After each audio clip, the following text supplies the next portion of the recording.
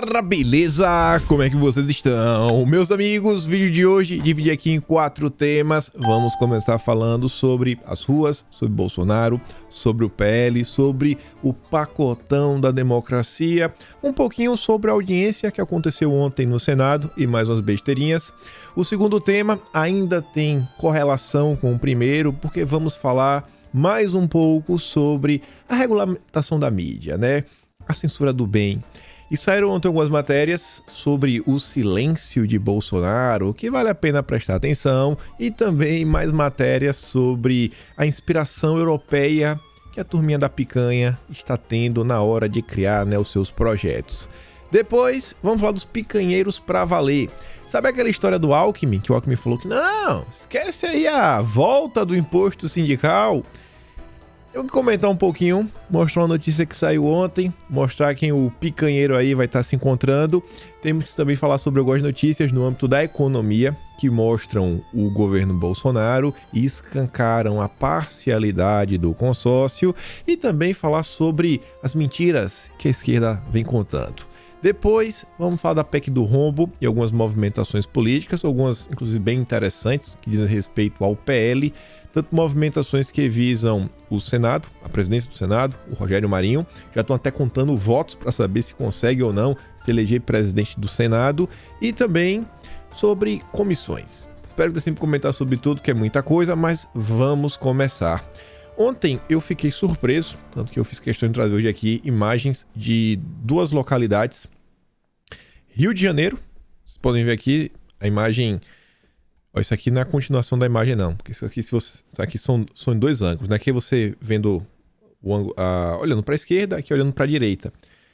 Eu fiz questão de trazer porque tinha muita gente. Eu até fiquei me perguntando, pô, será que era feriado no Brasil ontem? O que é que estava acontecendo que tinha tantas pessoas nas ruas declarando aí as suas insatisfações? E não só no Rio de Janeiro, como em Brasília, que aí sim tá sempre cheio, mas ontem também me surpreendeu a quantidade de pessoas que estavam por lá. Ambos os vídeos de ontem, dia 30, esse daqui o cara fala claramente, hoje é quarta-feira, dia 30 de novembro, fala tudo mais. E você vê, ó, você olha para a direita, um mar de gente, você olha para a esquerda, um mar de gente. Ontem foi o 31º dia de manifestações. 31º dia. E eu acho que assim, ninguém pode afirmar, bater o martelo, quando isso vai acabar. A população está extremamente insatisfeita com diversas coisas. Vamos continuar. No final da noite de ontem, uma notícia muito ruim, que eu acho que deveria ser motivo, mais um motivo, para a turma da oposição, para o consórcio, para os representantes dos mais diversos grupos, setores, poderes, pararem um segundo, refletirem sobre as manifestações populares. A maior parte das pessoas está numa boa, manifestações pacíficas, colocando de forma clara as suas mais diversas insatisfações. E ontem, em Rondônia, um caminhão, e eu não vou passar esse vídeo aqui de jeito nenhum, cara, o caminhão sai passando por cima de um monte de coisa.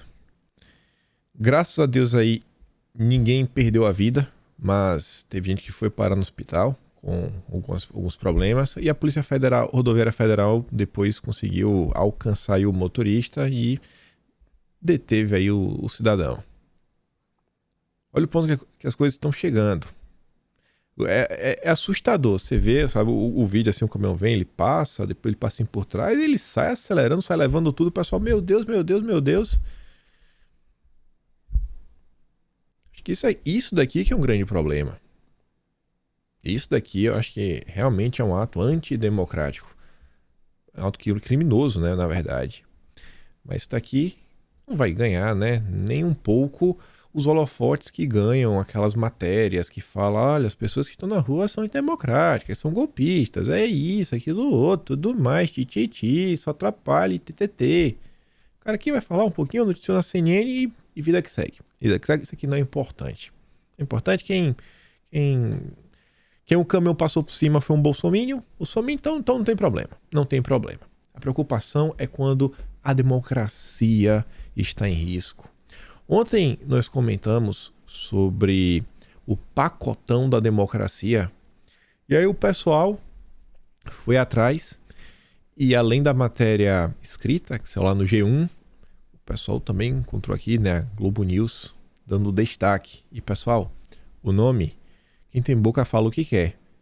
Ainda que o Renan Calheiros, que foi o autor dessa ideia, diga que é o pacotão da democracia, a Globo é livre para botar o nome que ela quiser, como ela já fez por diversas vezes durante o governo Bolsonaro, usando termos pejorativos para falar sobre projetos de leis, né, PECs, etc.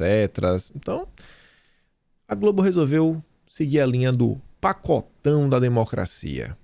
Aí você vê discriminação política, ameaça política, intolerância política no mercado de trabalho, intolerância política no ensino, violência política, injúria política, intolerância política no acesso a bens e serviços e obstrução de via pública. Tudo isso aqui está no pacotão da democracia. Agora, o que mais chama a minha atenção é o seguinte: intolerância política no ensino. O que seria isso? Com prisão de 1 a 3 anos. Será que um aluno que for de direita e acabe sendo prejudicado na escola, na universidade, no curso técnico, ele resolva ir reclamar, será que o professor dele vai ser penalizado, vai ser preso? Ou será que vai ser o contrário? Esse aluno ele vai sofrer, e se ele reclamar, ainda vai falar que ele está de perseguição política com o professor porque ele tirou uma nota baixa, etc. e tudo mais, e ele vai acabar até prendendo o aluno. Será que isso aqui é aquele típico projeto de lei que funciona na esquerda? E ainda vi um pessoal falando, não, isso aqui é complicado, olha só, viu? Olha o que a esquerda está propondo, viu? Isso aqui é meio complicado. Depois pode se virar contra nós. Aquela turma meio PCO das ideias. Vocês acham que isso aqui tem alguma chance de ir para cima da esquerda? Até 2023.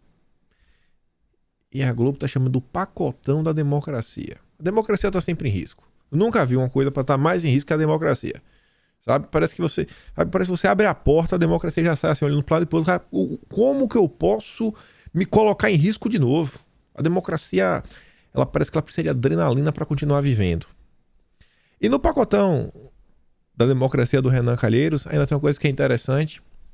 Eu não tinha visto quando eu li a matéria ontem, e a Gazeta do Povo destacou, soltou a nota também, ó.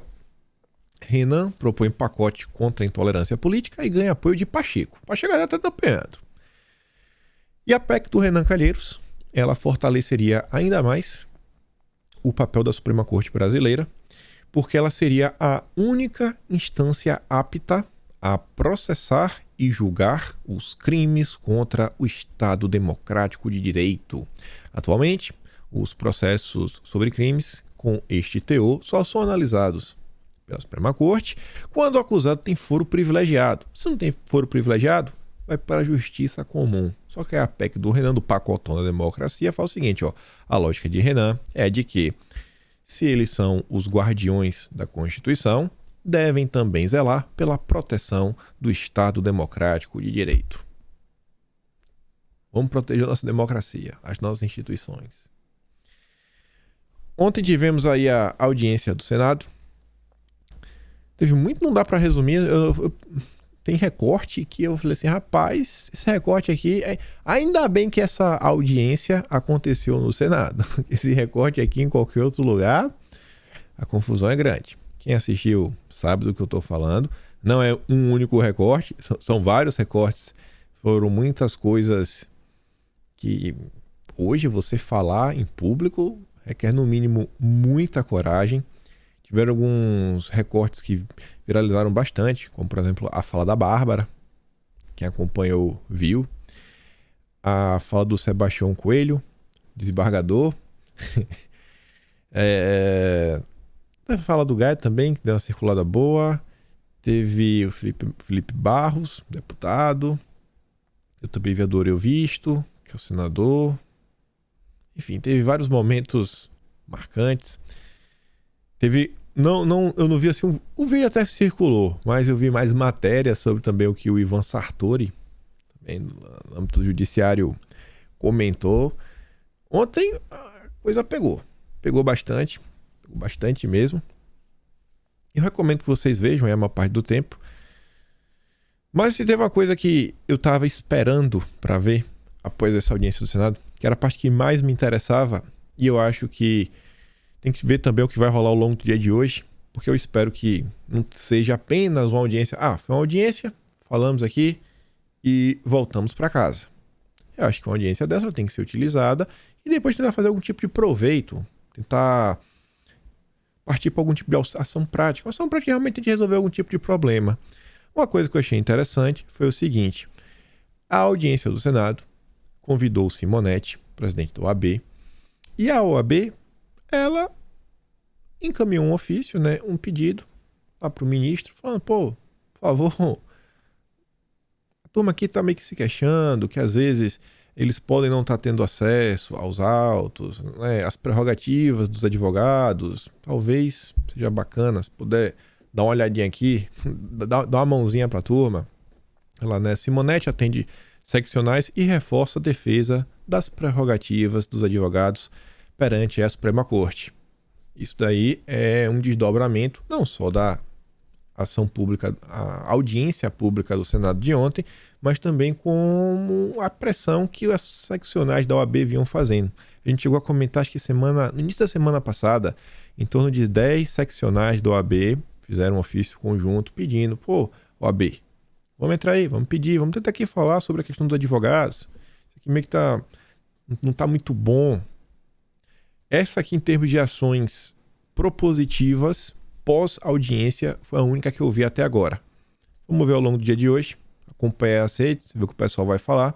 E eu recomendo que vocês olhem, tá lá no canal oficial do Senado, tudo bonitinho, e não falta recorte aí nas redes sociais. Para falar um pouco também do Brasil, vocês podem ver por essa matéria que o clima segue bem intenso. Já tem um tempo que o Nardes está afastado e ele renovou seu afastamento. O ministro aí do TCU, que teve aquele áudio vazado, falou algumas coisas, áudio de 8 minutos.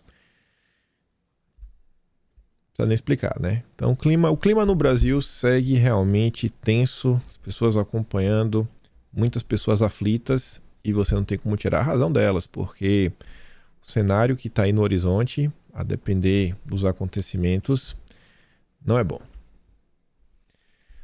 O PL recorreu da ação.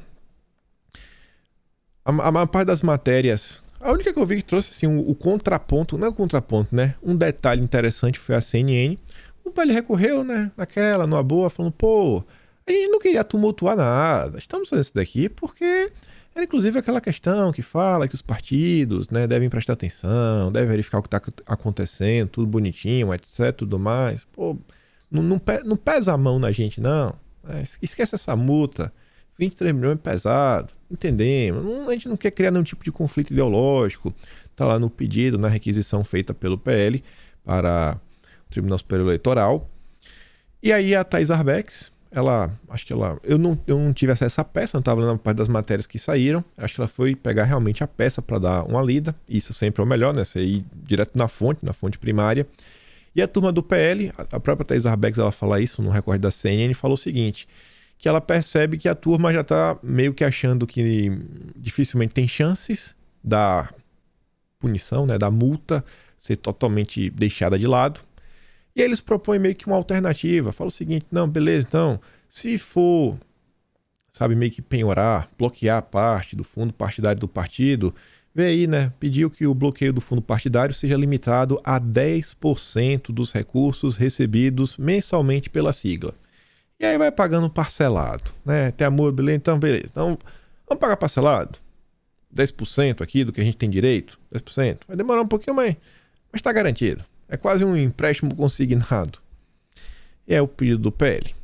Eu espero que essa situação realmente se resolva, porque é extremamente complicado. 23 milhões não cai do céu. Eu acho que é até complicado no momento que está hoje, porque imagina o seguinte, o PL tinha 13 milhões e 600 lá no cofre do partido.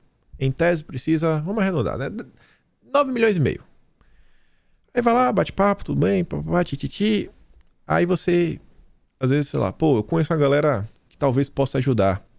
Nesse momento, do jeito que as coisas estão no Brasil, é capaz do cara falar, bicho, eu até queria ajudar, doar aqui 10 mil, 5 mil, às vezes eu tenho muito dinheiro, vou doar 1 milhão. Mas eu tenho receio de ajudar o PL e acabar caindo no inquérito. Nem por nada, porque eu vou tentar te ajudar, aí vem a turma do consórcio, aí começa a falar, empresários daqui, aquilo outro, com ação golpista, status golpista e tudo mais. Então, assim, tá se desenhando, não é que tá se desenhando, se desenhou um cenário que hoje em dia você ter qualquer proximidade, às vezes, com o Bolsonaro, com o PL, com algumas ações, você se torna quase que um inimigo público perante os olhos do consórcio de imprensa do Brasil. A coisa realmente tá que tá. Ainda sobre as ruas e algumas movimentações, tem um vídeo que circulou que é de um militar. Ele também está nos protestos, ele está incomodado, ele falou que não vai subir a rampa. A Gleisi Hoffmann foi pro Twitter falar o seguinte: até quando o GSI e as forças se calarão sobre militares golpistas? É preciso providências urgentes contra, coloca o nome do cara, quem insufla a desordem e outro fulano que ameaçou eleitores do Molusco e a posse.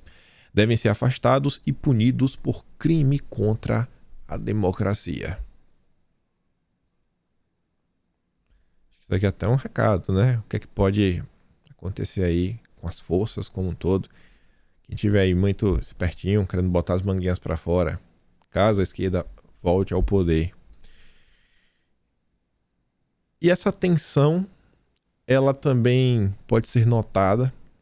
Eu cheguei a comentar ontem, se trazendo uma matéria, sobre o nome que está rolando aí, que é o José Múcio, seu ministro da Defesa, que pode ser anunciado aí, Dilma, etc, tudo mais. Essa é a matéria do Lauro Jardim, falando que o Dilma pode fazer já os primeiros anúncios de ministros na sexta-feira, cada manhã. Os primeiros nomes seriam o Haddad, na Fazenda, para desespero da economia brasileira, e o segundo, o José Múcio.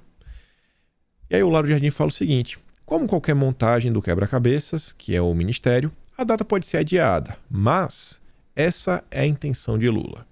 Com o anúncio, resolveria dois problemas. Primeiro, a cobrança do mercado financeiro, pelo nome do ministro da Fazenda, e isso eu não acho que resolve um problema. Eu acho que isso, na verdade, você confirma que você tem um problema. O Haddad não é solução, o Haddad é um problema. E o segundo, né? E também já teria um político mais pro lado de Jardim conservador, o PSDB. Né? Então, já sabe como é. Aquele partido que não é de extrema esquerda, aquele político que não é de extrema esquerda. Então, você tem um cara que não é de extrema esquerda e bom articulador para quebrar eventuais resistências na caserna a Lula. Então, a turma realmente está preocupada com as forças. Que pode se desenhar, algum tipo de oposição que o Dilma possa vir a ter. E, obviamente, a gente vai ficar acompanhando isso daqui tudo. A Gleisi falando sobre democracia. A equipe de transição já está sugerindo a derrubada de vetos de Bolsonaro à lei que definiu crimes contra o Estado de Direito. Isso daqui é um crime contra o Estado Democrático de Direito. Bolsonaro vetou. Aí para e faz aquele exercício de reflexão. Vocês conhecem Bolsonaro? Bolsonaro falou: isso daqui não pode ser crime. É possivelmente alguma coisa que, se utilizado, que se vale, só vai ser aplicado contra a direita e com amplo apoio da imprensa. Vamos vetar isso aqui. Vamos vetar isso aqui. Isso aqui vai voltar a ser crime. Isso aqui vai voltar a ser crime. Bolsonaro vetou, a gente vai derrubar. Vamos botar para ser crime. Imagina o que essa turma está pensando. Imagina o que essa turma está pensando. E ainda, a equipe de transição recebeu aí mais sugestões, agora da Defensoria. Recomenda a revisão de regras sobre Meu Corpo, Minhas Regras e também escolas militares. O Defensor Público Federal entregou a transição de governo num levantamento feito pela DPU, a Defensoria Pública da União. Um dos órgãos do Poder Judiciário brasileiro. Uma parte, se eu não me engano, são de servidores concursados. Então você vê, acho que a questão que a direita às vezes pontua, ou talvez uma falta de alinhamento entre as expectativas que a direita tem e a visão de mundo, né, uma cosmovisão, que a maior parte das pessoas, dos operadores do direito possuem, você vê que realmente assim, é um problema muito mais profundo. Passa aí por uma discussão que eu tenho certeza que vem desde a formação escolar, criança, adolescente, né, na época de escola, a também o que as pessoas acabam por aprender no período da universidade. Talvez até o concurso público, né? A forma como a prova é feita, porque a depender da prova, você pode direcionar o cara para estudar uma coisa, direcionar outra coisa, ele pode ficar ou até ser influenciado por uma determinada linha de pensamento, que no final do dia é uma coincidência, mas é um pouquinho progressista, como eles dizem, né? Para não falar de esquerda. Progressista. Mas vamos continuar falando sobre a democracia. Todo dia a democracia abre a porta e se coloca em risco, que ela adora adrenalina. Falar de regulamentação das mídias, e tem tudo a ver, vamos voltar a falar de Bolsonaro, mas antes, 2 matérias da CNN, uma Brasil e uma Internacional. A Internacional trouxe só um pouquinho mais de informação, só na chamada, que é o seguinte: tá tendo manifestação lá nos comunas, a turma tá muito chateada com as medidas, né, relacionadas à pandemia, tá muito severo a questão, o pessoal pode querer um pouquinho mais de liberdade, e aí estão protestando, dizem também que está tendo protestos contra o regime, o governo, pela liberdade como um todo, né, quem sabe, etc, tudo mais, contra o comunismo. Uma coisa é certa, contra as medidas relacionadas à questão de pandemia, isso aí realmente estão incomodados.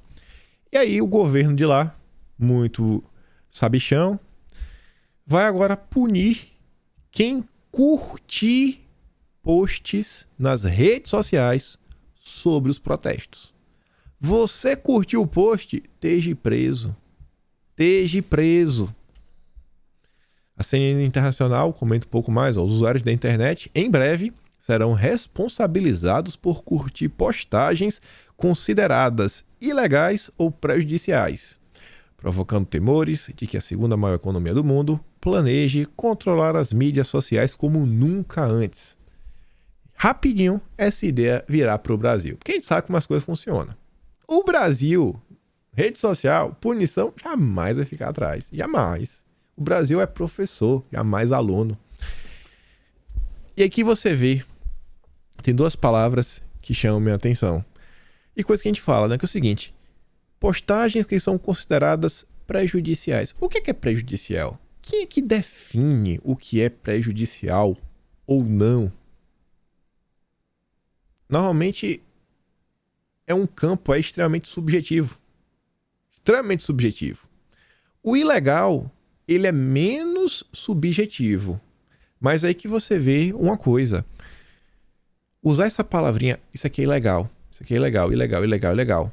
Cara, você acha que é normal você ser punido por curtir uma postagem? Não, curtir, pronto, esteja preso. Você acha que isso é bacana? Isso é certo? Então, olha como as leis, nem sempre, elas são justas. Nem sempre elas são justas. Às vezes as pessoas criam determinadas leis que no final do dia realmente só servem para descer no lombo do cidadão. E ainda sobre essa questão, olha que coincidência. A gente comentou ontem sobre essa tensão que está envolvendo aí as Big Techs, o Twitter, a Apple, Elon Musk, etc. Inclusive, ontem ele foi lá na Apple conversar com o Tim Cook, saber se a Apple vai ou não tirar o Twitter lá da Apple Store. Pô, tá meio complicado, irmão. Vai fazer isso comigo? Logo eu? Tu dirige carro elétrico, somos amigos, vamos para Marte juntos. E aí conversou, Elon Musk falou que não, agora tá tudo bem, vamos ser irmãos. Só que veja só como são as coisas. A Apple limita a função AirDrop do iPhone usada para protestos lá nos comunas. Não limitamos. Eu não uso iPhone, sei lá, já peguei na mão assim, deu uma mexida, etc. Mas dizem que essa funcionalidade é bem utilizada para você transmitir dados entre usuários de iPhone. Aí imagina, é você ter, sabe, o equipamento, mas o equipamento não é seu. O equipamento não é seu. Hoje pode fazer 1001 coisas, amanhã pode fazer 900, depois de amanhã 800, daqui a pouco tu só pode ligar. Por quê? Porque a democracia está em risco. A democracia está em risco. Aí junte isso, o que a gente comentou na semana passada sobre a BMW, onde você compra o carro, vocês vão lembrar da matéria, hoje você compra um BMW, vem com tudo, o carro vem com tudo. Aí você vê lá o botão, né? Não, aqui, pô, tô na Europa, O inverno, cara, 0 graus, frio de rachar. Acordei cedo para ir trabalhar na madrugada. Vou apertar aqui o botão para aquecer o banco. Você aperta o botão, não acende. Por quê? Porque você não assinou o plano. Você não assinou o plano, agora são microtransações. Já para começar a colocar no conceito, não, que você não vai ter nada e vai ser feliz. O carro, você meio que comprou o carro, mas você não tem. Não tem ele completo. Aí comentamos depois que a Mercedes, agora em novembro, já começou também a vender o carro sem o potencial destravado. Se você quiser realmente ter um motor funcionando 100%, né, no talo, aí você tem que pagar por ano mais $1.200. Olha como as coisas que estamos adquirindo agora já estão começando a ficar limitadas. Não, você tem, mas não tem. Você tem, mas tem que fazer isso, tem que fazer aquilo outro. Eu até recebi depois um e-mail de um rapaz mostrando como essas questões do carro eram complicadas. Ele falou, cara, as empresas estão tendo acesso a tantas coisas que o cidadão tem, né? Inclusive o desempenho do motor, etc. Eu dei um exemplo aqui na Austrália, que eles fazem essa medida, saber se está dirigindo mais rápido, mais devagar. O GPS daqui não é só para localizar quando o carro foi roubado, diversas coisas. Ele disse, isso daí, no futuro, vai ser utilizado até pelas seguradoras. A empresa de seguros vai olhar, peraí, você gosta de passar do limite de velocidade. Quando você está na rua que você sabe que não tem um pardal, você pisa no acelerador, o seu seguro vai ser mais caro. E vai ser isso, vai ser aquilo outro. E com isso, cada vez mais, as pessoas têm menos liberdade e têm menos posse sobre as suas propriedades. Isso aqui está em inglês, só para mostrar, né, o que esse post existe. Trazer aqui a versão traduzida, que isso aqui é muito sério. E se aconteceu nos Estados Unidos, será que pode ter acontecido em algum momento algo similar? Similar, não no mesmo âmbito. No Brasil, é o seguinte. A Reuters fala que, seguinte, ó, Twitter não é mais seguro sob Elon Musk. Não é mais seguro. Diz o ex-chefe de confiança. Aí um perfil vai lá e fala o seguinte, o Twitter tem se mostrado inseguro nos últimos 10 anos e tem perdido a confiança dos usuários. A antiga equipe de confiança e segurança é uma vergonha, então não tem o direito de julgar o que está sendo feito agora. Eles tiveram uma boa chance, mas venderam suas almas para uma corporação. Aí o Elon Musk responde o seguinte, exatamente. A realidade óbvia, como os usuários de longa data sabem, é que o Twitter falhou em confiança e segurança por muito tempo e interferiu nas eleições americanas. Americanas, viu? Já bem claro. O Twitter 2.0 será muito eficaz, transparente e imparcial. Será que o Twitter no Brasil já tentou interferir em algo? Não estou falando disso, mas em algo mesmo, alguma coisa, sei lá, alguma treta, opinião pública, determinado assunto. Você vê que no Brasil direto então cancelam pessoas e o Twitter sempre acaba recomendando uma coisa ou outra, uma postagem ou outra. Será que alguém pode ter sido cancelado de forma incorreta, né? Coisa assim besta, mas ainda assim chama a atenção. Olha como esse tema é o que eu estou falando para vocês. Pessoal, o que está acontecendo hoje, essas discussões, por mais que possa... Não, a discussão lá nos Estados Unidos, etc., são de coisas e ferramentas que já estão nas nossas mãos. Olha o que aconteceu no Brasil neste ano. Eu não estou falando agora não, estou falando ao longo do ano todo. Envolvendo aplicativos, envolvendo a possibilidade de não termos acesso a um aplicativo aqui, um aplicativo acolá. O Brasil é professor, não é aluno. O Brasil dá aula. Tá rolando uma coisa, o Brasil dá aula. Ele vai inventar um jeito. E aqui a gente vai voltar a falar do Brasil, para voltar a falar sobre a regulamentação daqui para dos picanheiros. Mas antes, essa postagem aqui é de ontem, do Thierry Breton. Ele é ninguém mais, ninguém menos do que o comissário da União Europeia sobre comunicação. Comunicação, redes sociais, essas coisas como um todo. E aí ontem ele estava aí basicamente dando enquadro no Elinho, falando, ó, tô ligado aí que vem um Twitter 2.0 e vai ter que estar preparado para o DSA. O DSA é o quê? É uma lei do Reino Unido, Alemanha? Não. É uma lei da União Europeia. A União Europeia agora já virou quase um reino. É um reino. Só falta falar que é o rei da União Europeia. Virou um reino. Os países não mandam mais nada. É tudo província.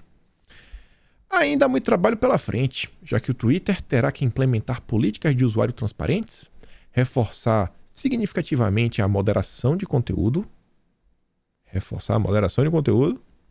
e combater a desinformação. Eu acho que realmente a desinformação ela tem que ser combatida. Eu só fico assim muito preocupado quando você tenta controlar demais, por exemplo, moderar o conteúdo, você não incorrer em censura. Mas desinformação ninguém é a favor. Mentiras, todo mundo é contra. Ansioso para ver o progresso em todas essas áreas. Aí veja só como são as coisas.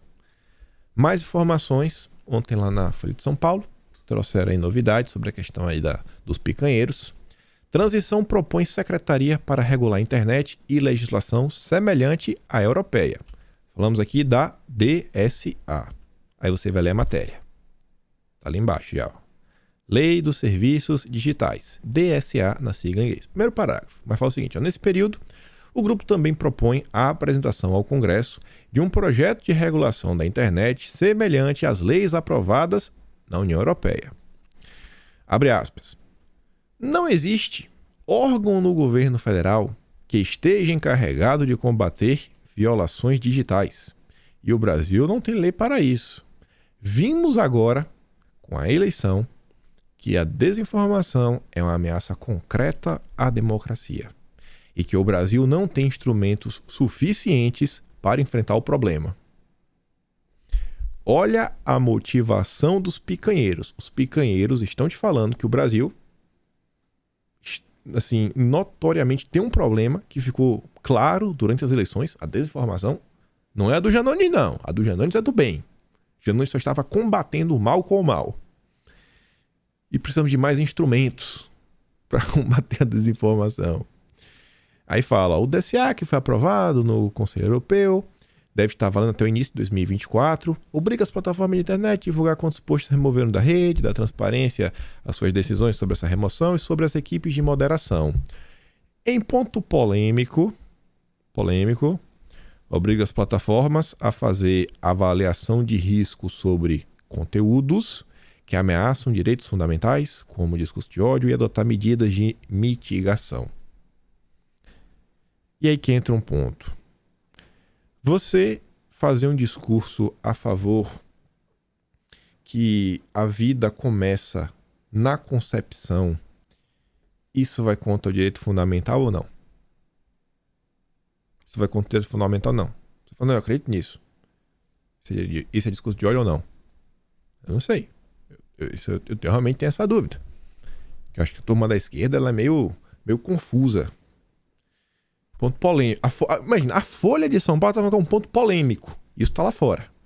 Eles devem querer trazer para cá, com certeza. Principalmente numa versão melhorada. Que o Brasil não é aluno, é professor.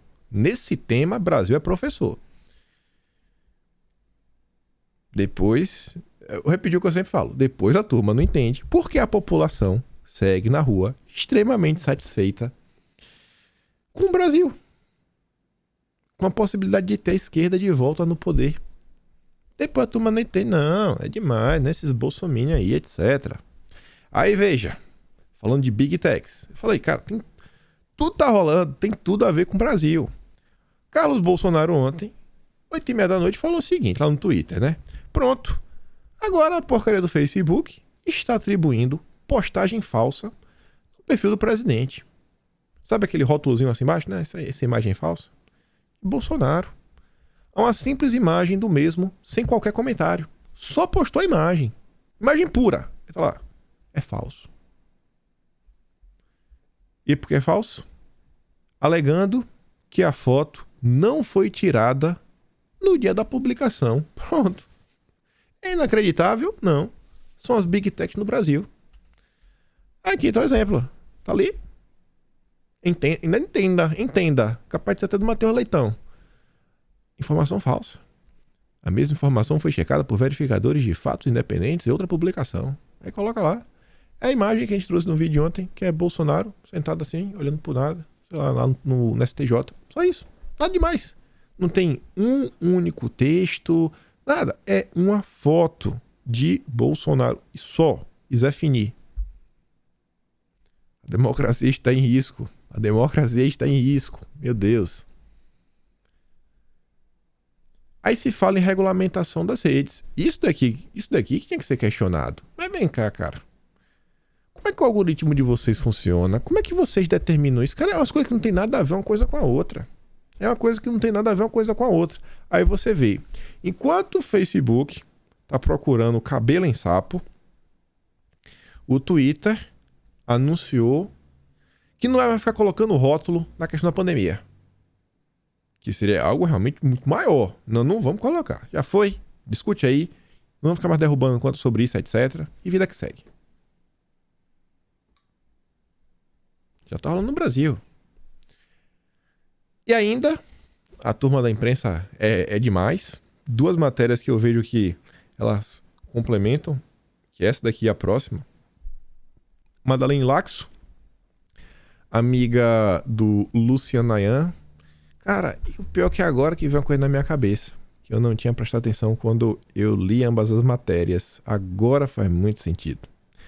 Mas beleza. Madeleine Laxo, amiga do Luciano Nayan. Com chantagem dando certo, Bolsonaro não tem interesse em pacificação. Que chantagem? Ela fala. Em silêncio, Bolsonaro usa quem ainda está na rua, em atos golpistas, para mandar o seu recado e mostrar o tamanho do risco que ele e seu entorno pode representar. Todo mundo tem uma interpretação do que Bolsonaro está pensando ou está falando de forma silenciosa, né? Sem abrir a boca. Agora essa aqui da Madeleine Laxo foi sensacional. Bolsonaro está chantageando o Brasil com seu silêncio. Madeleine Laxo, amiga do Ayan. Aí só essa matéria aqui do Estadão. Como Bolsonaro se comunica com os manifestantes nas portas dos quartéis? Falei, pronto. Vamos tentar entender então, né? Porque em silêncio, mesmo em silêncio, ele está comunicando, como diz a Madeleine Laxo. Aí você vê, uma das páginas oficiais do presidente Jair Bolsonaro no Instagram intensificou publicações com mensagens cifradas. Gente, é o perfil Bolsonaro TV que está postando vídeos. Vídeos do estilo que Bolsonaro estava postando durante a campanha. Simples assim. Mesmo estilo. Só isso. E aí, o cara fala o seguinte, né? Que esses vídeos estão sendo interpretados por manifestantes acampados nos arredores de instalações militares como incentivo para a manutenção dos atos com características antidemocráticas.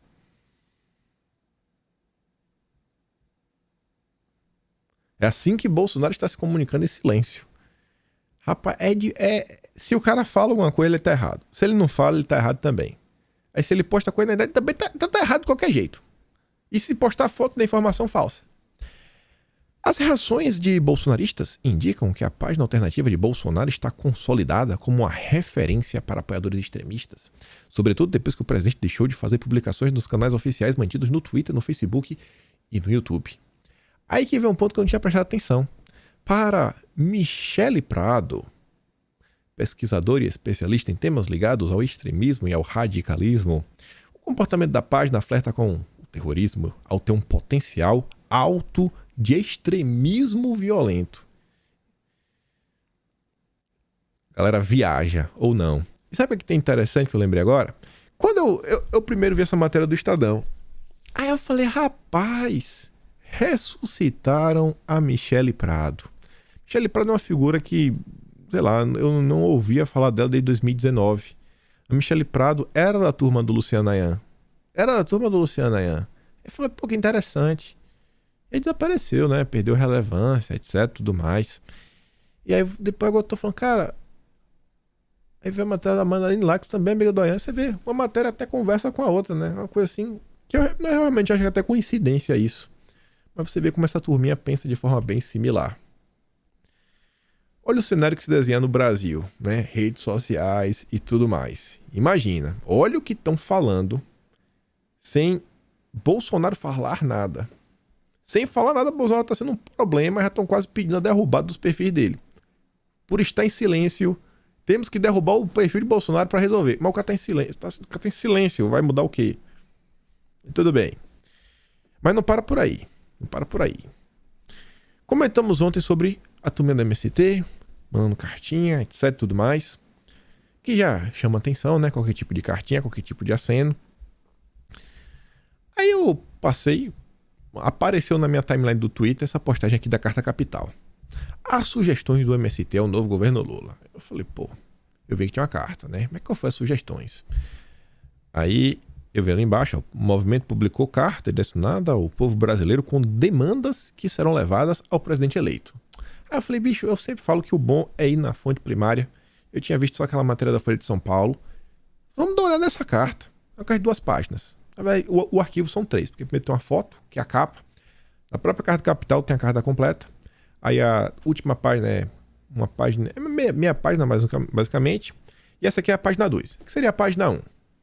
Carta ao povo brasileiro. Ali do lado direito, as demandas que eles vão levar. Essas demandas aqui chamaram minha atenção. Olha as demandas que os picanheiros vão levar. Primeiro, nossa Constituição exige que a terra cumpra sua função social. Quando a esquerda fala de função social, tenha medo. Tranque sua porta, esconda sua carteira. Produzindo racionalmente, respeitando a legislação trabalhista e o meio ambiente. Assim como nossa Constituição, defendemos sempre que o latifúndio é antissocial e deve ser banido, e o agronegócio precisa assumir sua responsabilidade socioambiental, adequar-se às necessidades da sociedade, pagar impostos, parar de usar agrotóxicos e dar condições de dignidade aos seus trabalhadores. Todos os produtores agrícolas são unânimes ao falar que o custo do defensivo agrícola, né, o pesticida, é extremamente alto. Quanto menos utilizar, melhor. E por que eles fazem isso? Porque eles são malvados? Aí tem que eles usar, vamos botar aqui 1% da comida? Não. Ao redor do mundo existem pragas que, a determinado momento, pode acabar destruindo todo um plantio. E estamos num momento de insegurança alimentar mundial. Não é porque ele é malvadão. Ele não está gastando dinheiro a mais porque ele é malvadão. E mesmo com isso, ainda existe no Brasil e em diversos locais do mundo uma espécie de seguro contra perdas. Porque o cara vai lá, o cara planta tudo bonitinho, faz etc. E aí vem uma praga e devasta tudo. E aí? Perdeu o Playboy? Não, então tem isso daí. Mas olha a demanda que o pessoal foi levar. Aí continua. Defendemos a agricultura familiar e, dentro dela, a distribuição de terras dos latifúndios. Latifúndios são fazendas grandes. O cara tem uma fazenda grande, ó, vamos distribuir, ó. Vamos cortar aqui um pedacinho para mim, o melhor, se possível, né? Com a cereja. Puder me dar uma casa aí, né? Tem uma fazenda, quiser me dar ali o pedaço que tá a casa, eu gosto. Sobretudo nas proximidades das cidades. Ou seja, aquela pessoa que você conhece que às vezes não tem uma fazenda, mas comprou uma chácara. Às vezes trabalhou aí 20 anos, 30 anos, mas ainda trabalha, não se aposentou, mora na cidade, mas no final de semana, né? Tem uma chácara ali, meia hora, 40 minutos perto da cidade e não é produtiva. Então, né? Então, não é produtivo, não cumpre a função social. Ó, vou usar sua casa, viu? Por bem da nação. Defendemos o desmatamento zero. Preocupação do MST. Não precisamos derrubar mais nenhuma árvore. Precisamos, sim, de um plano nacional de reflorestamento urgente, plantando milhões de árvores em todo o país, em todos os biomas, no campo e nas cidades. Condição necessária para combater as mudanças climáticas. Pronto. O MST agora é ESG também. Olha as demandas. Olha as demandas dos picanheiros. Enquanto isso, do lado de cá, bolsonarista, Luísa Tomé fecha a conta em banco que apoia Lula. Era para eu ter colocado aqui já na sequência, né, falando dos picanheiros, a questão do imposto sindical, mas a gente já chega lá. Entrando aqui um pouco na pauta econômica, olha só como são as coisas. Tipo de notícia que dificilmente nós veremos durante um governo de esquerda. PIB deve crescer 0,6 no terceiro trimestre e voltar ao patamar de 2014. Pensa que tem, sabe, pensa o seguinte, ó, pensa que tem um percurso. Pensa que você está saindo do Rio Grande do Sul em direção à Bahia. Minha Bahia. Aí você, né, era o Brasil. Sendo que chegar na Bahia é conquistar algo legal, né? Praia, comer um acarajé. Aí o Brasil ia bem, né? A viagem ia bem bacana. Aí quando você passava ali nos arredores do Espírito Santo, aí você falou, meu Deus, esqueci de dar comida pro cachorro. Vou ter que voltar. Aí você começa a voltar todo o percurso, um trabalho, o carro quebra no caminho, etc. Um monte de confusão, a galera nervosa. Aí vem Bolsonaro. Não, peraí que eu vou dirigir esse carro. Agora eu vou consertar. Conserta, aos trancos e barrancos, vai andando, o carro para e vai. Confusão na pista. Aí agora voltou pro Espírito Santo. Depois de 8 anos. Estamos em 2022. Agora a gente voltou ao que estava em 2014. A gente podia continuar avançando agora. Uma Bahia, uma praia, comer um acarajé. Não. Imagina, mais uma vez, a esquerda destruiu o país. Destruiu o país. Aumento absurdo da dívida pública. Eles destruíram o país. Agora tá aí. Vamos falar sobre a dívida pública. Vamos falar só um pouquinho. Antes, Lula falsifica número ao dizer que vai herdar um país falido. Texto do Guzzo, ontem no Estadão. Poucos presidentes brasileiros receberam a economia nacional numa situação de ordem como ele vai encontrar. Ele fala sobre a queda da dívida pública, a melhora do desemprego e ele traz diversos fatores. Aí você vê. Ontem saiu uma informação sobre o desemprego no Brasil. E aqui temos CNN, Valor Econômico, tá ali sem um logo mais do valor, dá para ler aqui. UOL e Infomoney. Olha como variam as narrativas. Desemprego cai a 8,3% no trimestre encerrado em outubro, diz IBGE. CNN comentou o fato. Aconteceu isso nesse mês, etc. Não tem nada falando que é bom ou que é ruim. Pronto. Aí no subtítulo elas falam: trata-se da menor taxa para o período desde 2014. Ó, bacana, informação boa. Mercado esperava uma taxa de 8,5%, ou seja, superou as expectativas de mercado. Tem mais pessoas trabalhando do que o mercado esperava. Mais uma informação boa, segundo o pesquisa da Reuters. Então, manchete neutra, subtítulo, 2 notícias boas. Aí você vai para o valor. Desemprego cai para 8,3% no trimestre até outubro. Sem carteira, batem recorde. Já tem que botar um mas, tipo mas.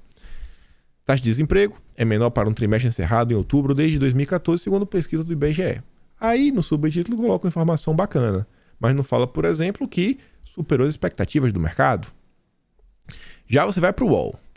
Desemprego cai 8,3% em outubro com recorde de trabalhadores sem carteira. E não tem subtítulo, só tem a manchete, que é negativa. Começa e cai. Aí você tem a Infomoney, para minha surpresa, né? Taxa de desemprego cai para 8,3% em outubro, menor que a esperada pelo mercado. Já está na manchete, a manchete já é positiva. E depois diz, ó, a taxa de 8,5% no final de outubro, né? É menor do que o trimestre encerrado em julho de 2015. Ainda sobre o tema, mais uma notícia também sobre o tema, né? Mas não com o valor da queda. A UOL. Aí agora a UOL muda o tom. Desemprego no Brasil continua em queda. Um mês antes de Lula chegar ao poder. Cadê o recorde? Cadê o recorde do sem carteira? Aqui não tem. Não, aqui é do Lula. É o Lula. Vamos botar o Lula na manchete. Vamos botar o Lula e tá do bem. Botou o Lula é do bem. É o Lula. É o Lula. Tá caindo, bicho. O Lula vai cair. Esse é o consórcio de imprensa no Brasil. Depois eles não gostam. Aqui temos o G1. Desmatamento anual cai 11%. Área destruída, no entanto, ainda supera os 11 mil quilômetros quadrados. É o mas, né? Saiu mais o porém, entretanto, da vida bota agora. No entanto, né? Tem que colocar alguma coisa ruim. É só pegar o que saiu no dia de ontem. O consórcio, ele não desiste. E aí, olha só. Um tipo de notícia que está acontecendo exatamente por uma possível troca de governo. Bolsonaro ele vinha se caminhando para realizar algumas privatizações, Porto de Santos, Aeroporto Santos Dumont, Aeroporto do Galeão, e agora os picanheiros pediram a suspensão da privatização. E assim, eu vou até falar para vocês, eu não sou vamos privatizar tudo, não sou mesmo. Hoje em dia, a minha visão sobre privatização é bem diferente para diversos setores. Agora sim, entre ter uma empresa estatal sob a gestão de Bolsonaro ou de um político responsável e privatizar para não cair nas mãos da esquerda, aí eu sou a favor da privatização. Quase sempre. Quase sempre. Acho que 99,9% dos casos. Não vou falar que sempre, porque talvez alguém me apresente algum argumento que eu falo, não, beleza, nesse caso aí, por mais que seja a esquerda, sei lá, o Brasil precisa ser dono disso. É extremamente necessário que temos que assumir o risco de, infelizmente, ter a esquerda, mesmo que a esquerda chegue ao poder, qualquer coisa que seja, beleza, a gente não privatiza isso. Mas o resto, sabendo que vai cair nas mãos da esquerda, e isso daqui, o que choca é por causa dos picanheiros. Todo mundo lá fala, o Hélio, economia, TTT, vai dar certo? Olha agora. Cadê a Faria Lima, que estava aí apoiando os progressistas? Não que vai dar certo. Agora o Brasil vai voltar a ter previsibilidade. Agora a economia vai isso, porque aquilo, porque o Guedes, papapá, tititi. Olha aí. Aí você vê. Ó, já vem na esteirinha. Empreiteiras se articulam para pedir ao governo Lula a revisão de acordos da Lava Jato. As empreiteiras. Vamos rever. Vamos. Pro Brasil voltar a sorrir. Pro Brasil voltar a sorrir. Não vou nem falar mais nada. Aí, olha. Aqui pro Brasil, para o cidadão comum voltar a sorrir. Agora o cidadão comum vai ter dinheiro para comprar picanha. Que é o seguinte. Sindicalistas dizem a Alckmin que não quer imposto sindical e sugere alternativa. Não queremos o imposto sindical. O que a gente quer é diferente. A gente quer uma contribuição sindical. Não é a mesma coisa? Não, não é a mesma coisa. Não é não. Pra você ver, ó. Qual é a ideia? É uma contribuição não compulsória, não é obrigatório. Tem certeza? Não compulsória, decidida pelo próprio trabalhador. Tem certeza? A palavra final é dele. Por meio de votação em assembleia. É dele se o voto dele for da maioria, né? Se ele estiver do lado da maioria. O que for decidir a assembleia é pra todo mundo. Mas ele votou. Ele votou. É porque ele perdeu na votação, mas não é compulsório. Ele só perdeu. Se a categoria não quisesse, não tinha. O sindicato, de seu lado, terá que cuidar de toda a transparência. Mas vai ser uma votação transparente. Se o cara falou que ele não quer, o voto dele vai ser computado que não quer. Diz aí o Miguel Torres, presidente da Força Sindical que participou do encontro com Alckmin. Abre aspas de novo. Quando começa a campanha salarial, fazemos reuniões para montar uma pauta, depois chamamos a categoria para aprová-la. Olha só, não que vamos ter o reajuste anual, o salário aqui vai subir, vamos botar agora R$ 3.500. Vale transporte, querendo, né, plano de saúde, queremos tudo agora. Creche para as crianças, tudo mais, vamos votar? Vamos. Aí, no meio da votação, e são votações que diversas vezes, sabe como é sindicato, né? Tem meia dúzia votando, participando realmente das reuniões, o trabalho está ocupado.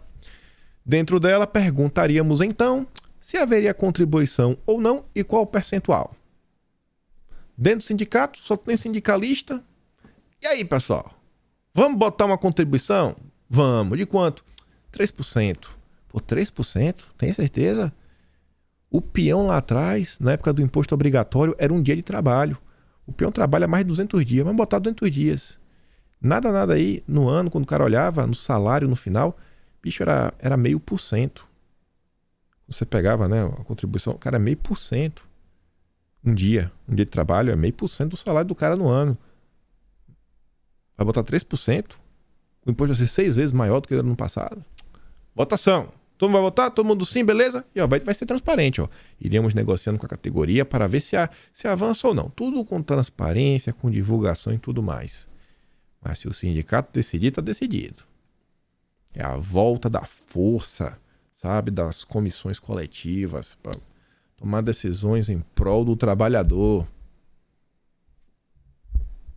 Depois não entende porque o povo tá na rua tão insatisfeito com tudo que tá acontecendo. Não basta destruir o teto de gastos, destruir a responsabilidade fiscal do país, tudo que tá rolando, os retrocessos nas mais diversas áreas, o avanço de pautas de esquerda, a remoção de direitos adquiridos pela população que deveriam ser plenos, como para você poder ter uma ferramenta para se defender. E agora ainda tem essa. A possível volta de uma contribuição não compulsória. E aí, amanhã, sexta-feira, Dilma estará com as centrais sindicais. Vai estar lá, vai bater o papo. Vamos ver quais são as demandas do setor. E falar rápido aqui sobre algumas coisinhas. Não sei se vai ter tempo para falar da PEC do rombo, mas não há tempo para discutir o fim do orçamento secreto neste ano.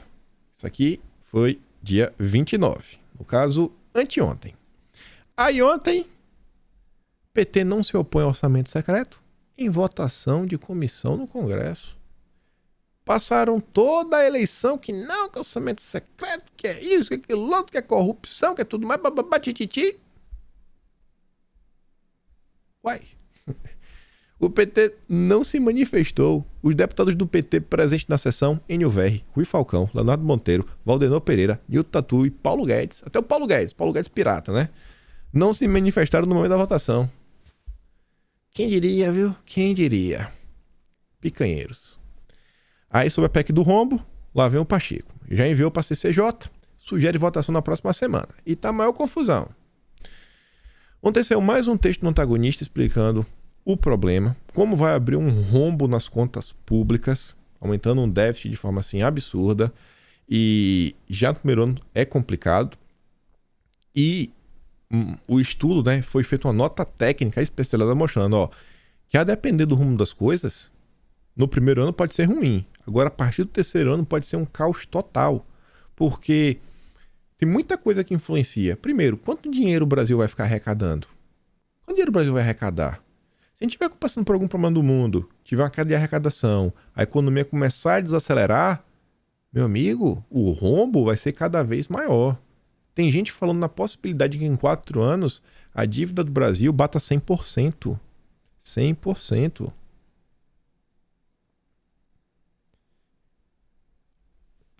Não vou falar nada. Aí vem o Haddad, possível ministro da Fazenda, que é realmente para destruir o Brasil de vez, para falar que não está sendo desenhado isso. O quê? Uma nova âncora fiscal. A preocupação é aprovar a PEC, aprovar o dinheiro. Aí pensa o seguinte, gente. Já aprovou a PEC. Já é um caos. Caos total. Aí passa o tempo, aí você pensa, não, então a turminha aqui dos picanheiros agora vai propor uma âncora fiscal. Caso eles subam a rampa, eles vão propor uma âncora fiscal de modo que vai tentar colocar a economia no eixo nos próximos anos, vai tentar readequar mesmo com essa PEC do rombo. Não. Quem que garante? É capaz, do jeito que a turma é, criar uma âncora fiscal que vai tornar a situação do Brasil ainda pior. Tô nem aí. Tô nem aí. E ainda estão falando que vai sobrar tempo agora para não só fazer esse novo arcabouço fiscal, como também uma reforma tributária. Será que essa reforma tributária no final do dia, que diz muito em simplificação, mas nessa simplificação, será que o cidadão ele vai pagar mais ou menos imposto? Isso é o que importa. Mais ou menos imposto. O Plínio Valério diz, ó, eu não vou dar cheque em branco de 200 bilhões para PEC fura-teto. Ele não vai. O Carlos Portinho já falou que vai trabalhar para anular os esforços, vai dificultar ao máximo a tramitação, que ele puder fazer, ele vai fazer, e disse que vai pedir audiência pública a economistas, com o objetivo de entender os impactos fiscais das medidas, além de pedir vistas, vai fazer o que deve fazer. E disse que o Wellington Dias vai até conversar com ele para ver se resolve. Não, vai criar confusão. Eu acho que o Portinho tá certo, o Portinho do PL, é o líder do PL lá no Senado, e acho que essa é a postura que tem que ter. O PL tem que fazer realmente a oposição, que isso é um absurdo com as contas públicas. Tem 5 PECs tem uma de 70 bilhões do Alessandro Vieira, a de 80 do Tasso, a de 80 do Oriovisto agora, que foi apresentada anteontem com o Esprediol a mim, tem a de 100 bilhões de José Serra e tem de 200 bi dos picanheiros. É um absurdo. Porque, gente, assim, vocês não conseguem chegar aqui. Ó. A do Tasso até já teve assinaturas. Poderiam tramitar. E olha só, saiu essa nota falando que o Nelson Tralha anuncia apoio unânime do PSD e republicanos. Fui dar uma lida, não nessa, mas na nota que saiu na CNN. A coisa tá tão absurda que o PSD é a favor de pagar os 600, segundo a CNN, mas o PSD do Kassab quer saber para onde vai o dinheiro. Porque o Paulo Guedes e o Alessandro Vieira dizem, ó, com 70 bilhões, você consegue pagar os 600 do auxílio e 150 por criança. Para onde vão 130 bilhões de reais? Para onde vai esse dinheiro? O que será feito com esse dinheiro? Qual é o projeto? Qual é o projeto? Para onde irão 130 bilhões de reais? A turma da esquerda tem como histórico Ginásio Mané Garrincha. Obras das Olimpíadas do Rio. E aí não precisa falar mais nada. Isso daqui eu comento depois, que é a questão do PL, as articulações aí pro Rogério Marinho, etc, que aqui já tá com hora de vídeo. E aqui tá o link das notícias do vídeo de hoje. E por hoje é isso. Fico por aqui, gosto do meu trabalho, pensa também no canal, tem um botão de valeu, tem um peito na descrição. Mas principalmente lembra de compartilhar e com fé em Deus. Espero poder vocês amanhã de novo. Aquele grande beijo, abraço, tamo juntos, valeu meus amigos, fui.